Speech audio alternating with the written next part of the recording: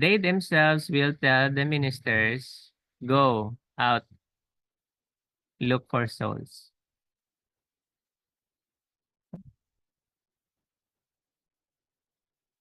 So why are the churches dying?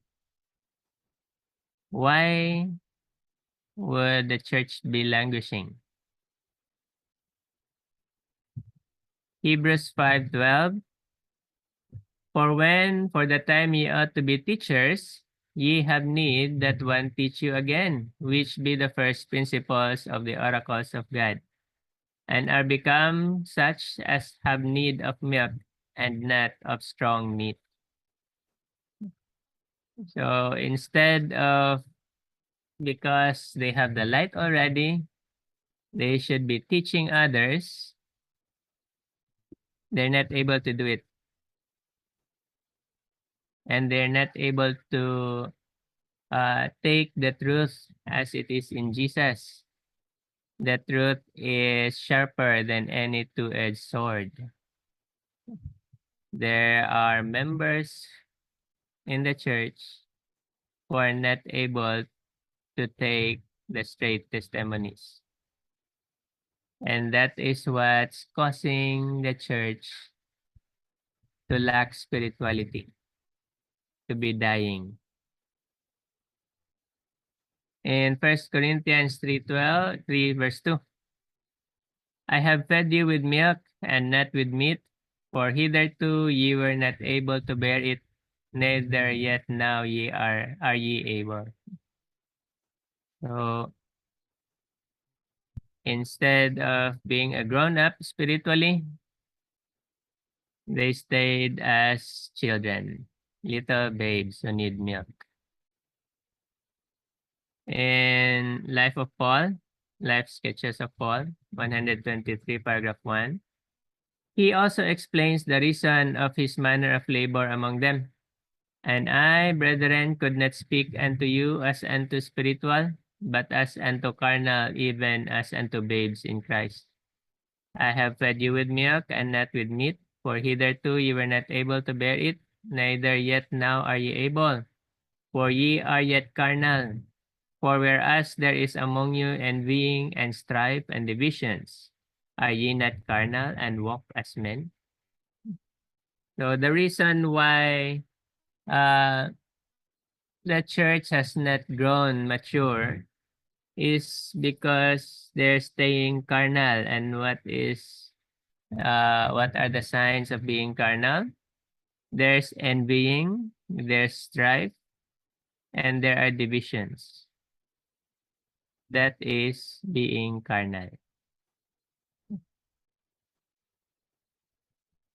He thus shows them that he could not, when with them, address them as those who had an experience in spiritual life and the mystery of godliness. So instead of being able to preach the whole truth, Paul was not able to give it because the church is not ready for it. However wise they might have been in the worldly knowledge, so this is Corinthian, they're in Corinth, they're known for their worldly knowledge, but it says here they were but babes in the knowledge of Christ. And it was his work to instruct them in the rudiments, the very alphabet of Christian faith and doctrine. So this is why a lot of ministers are not able to go out to look for souls outside the church because the church is not ready. They need to be taught themselves first to learn the foundations of our faith, the very alphabet of Christian faith and doctrine. It was his part to sow the seed, which another must water.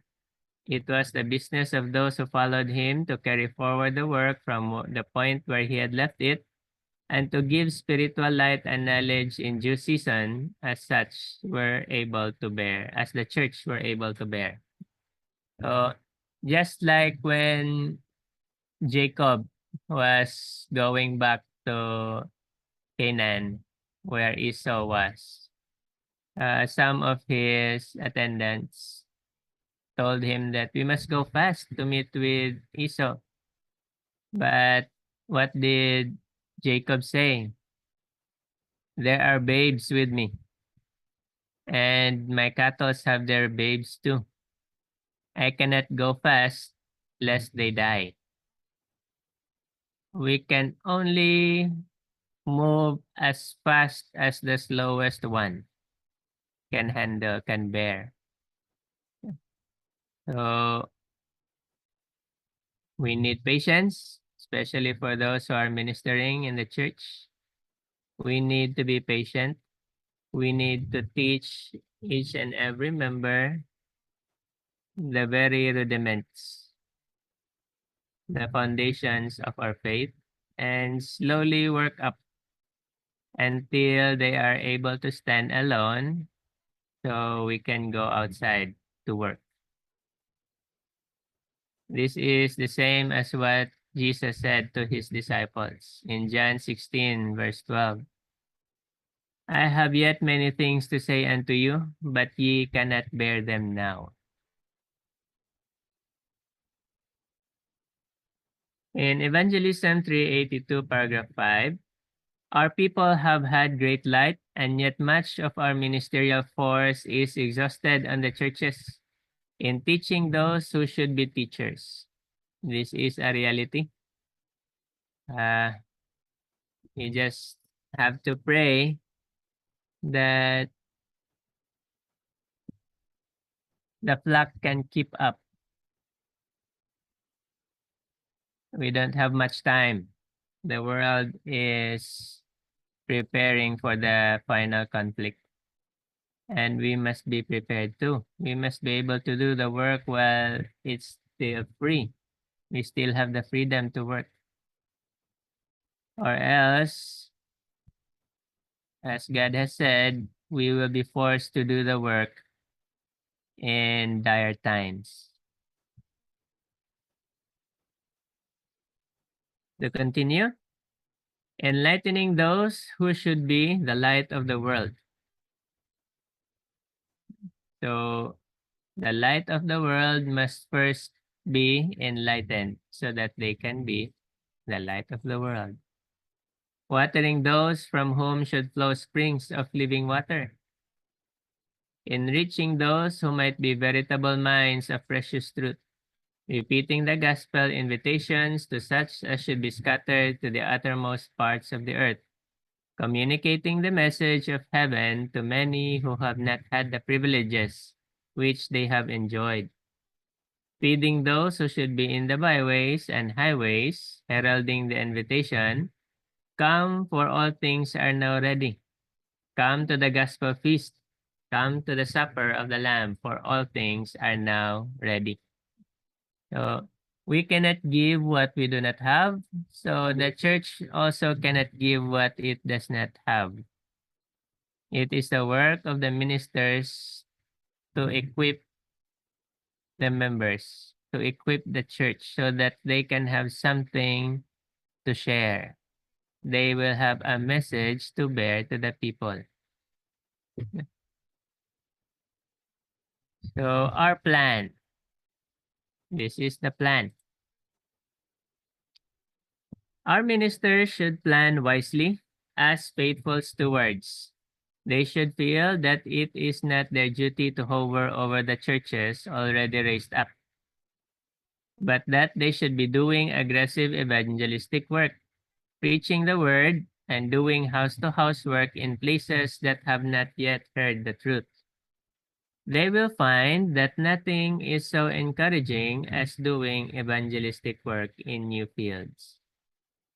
So, first, the minister must feel that he has something to do outside of the church.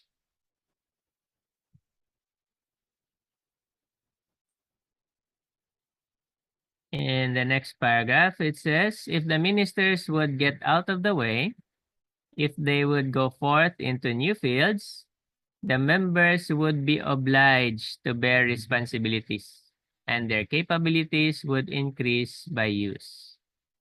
Sometimes it is because of the ministers that uh, the members have become idle. It is because they did not plan for the church to work. They did not give each member their part of the work. But this is one of the solution. If the minister would get out of the way, it means he would leave the church. He would prepare them for him to leave, equip them with what they will need, and oblige them to bear responsibilities.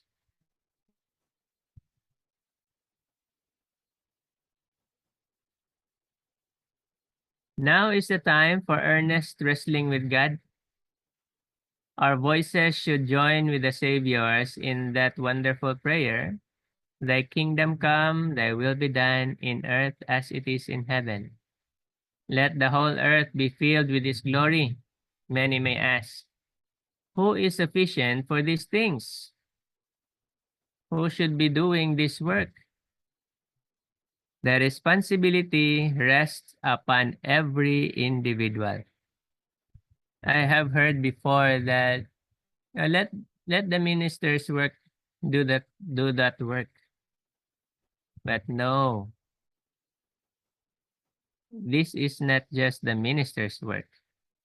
The work of saving souls has been given to the church, not just to the ministers, not just to the pastors or Bible workers. The work, Christ gave it to the church. That's why the responsibility rests upon every individual. Each one of us must have something to do to save souls. Not that we are sufficient of ourselves to think anything as of ourselves, but our sufficiency is of God. That's why we need to read. We need to study for ourselves. Why? We have our own talents, we have our own capacities, and in studying, we will see what we need to do. The ministers are not knowledgeable enough to give specific details to each and everyone as to what they should be doing. That's not the minister can only guide.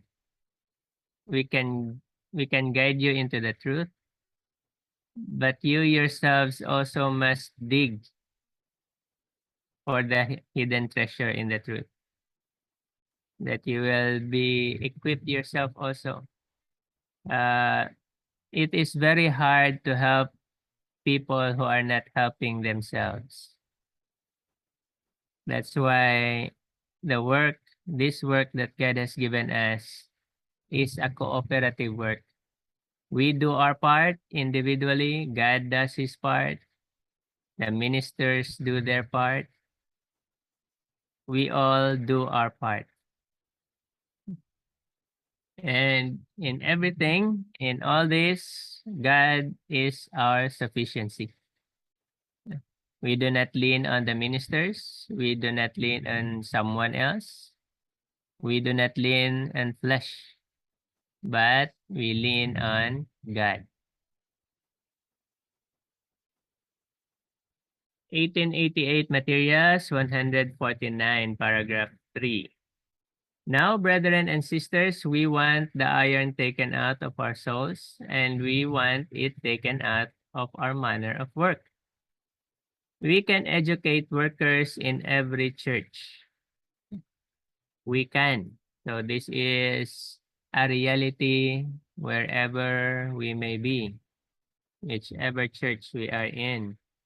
We can educate workers in every church.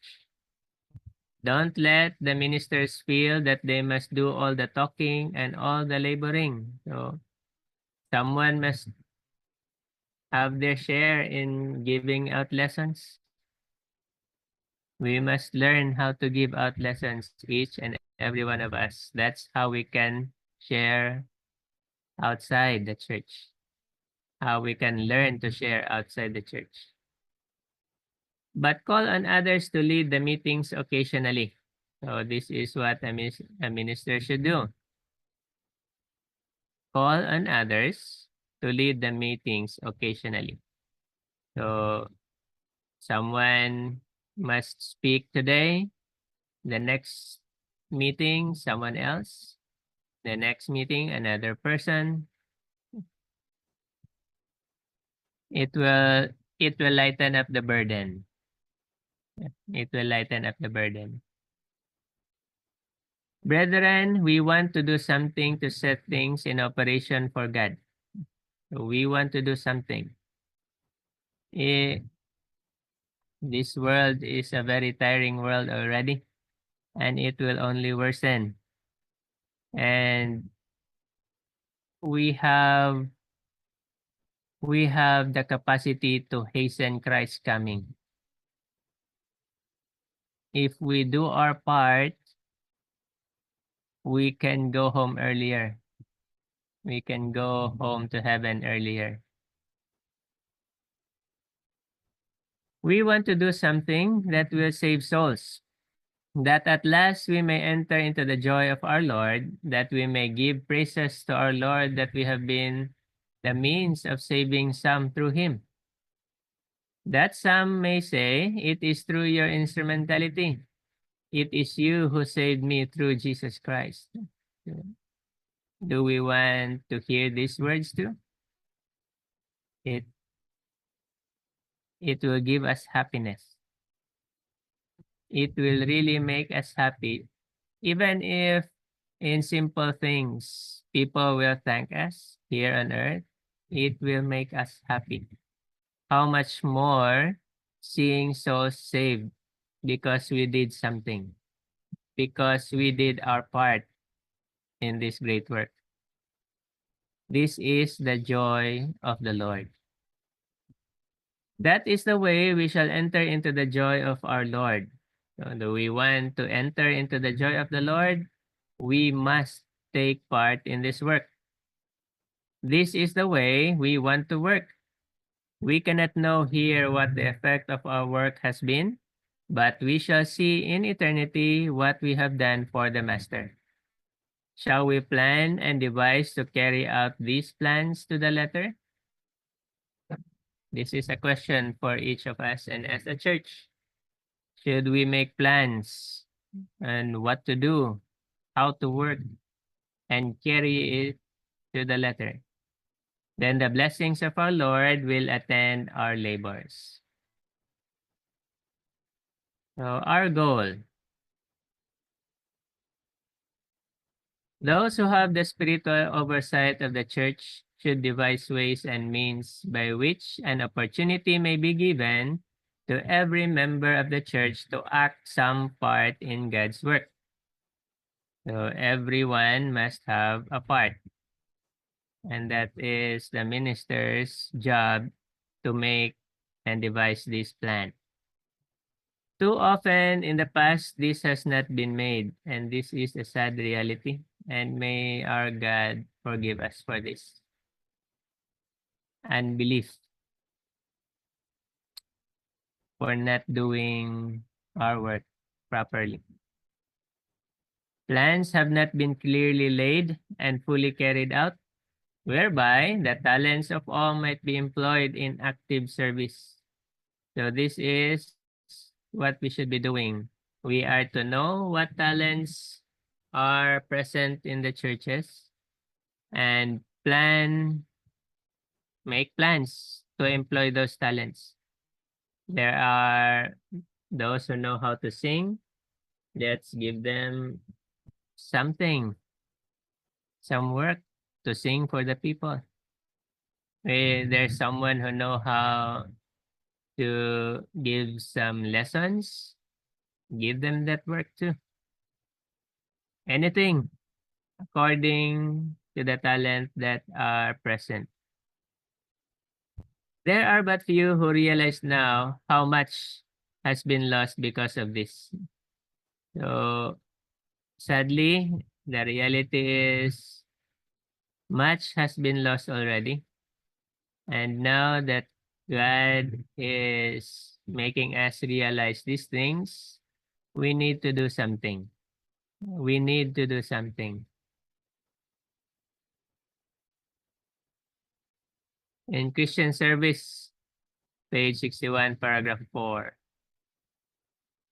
And this is our last quotation for this study.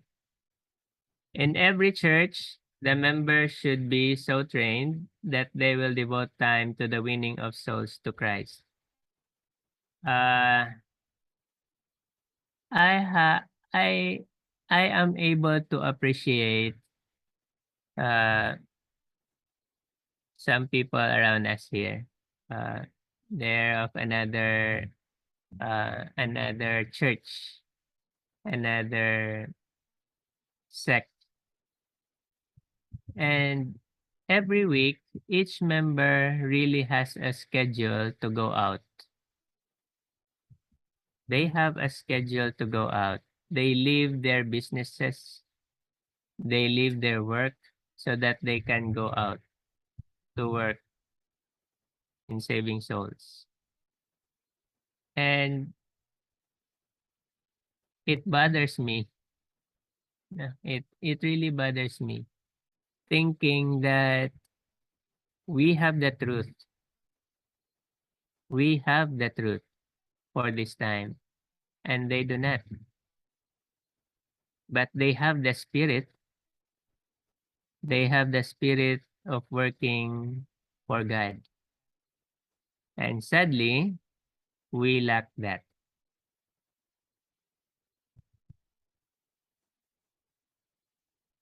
To continue this last quotation. In every church, the members should be so trained that they will devote time to the winning of souls to Christ. How can it be said of the church, "Ye are the light of the world," unless the members of the church are actually imparting light? Let those who have charge of the flock of Christ awake to their duty and set many souls to work. So we really must have a plan and implement it according as we have planned. So different churches, different ministers, different Bible workers or elders, different plans. According to the talents that we have, we must do something for the souls around us. And may we be able to do this, or God will remove us from this work, especially the ministers, those who are supposed to be in oversight of the church. We must teach the church to work for God, and that's one of the ways to hasten Christ's coming. And may we be able to do it so we can all go home to heaven. Happy Sabbath, everyone. God bless. Amen.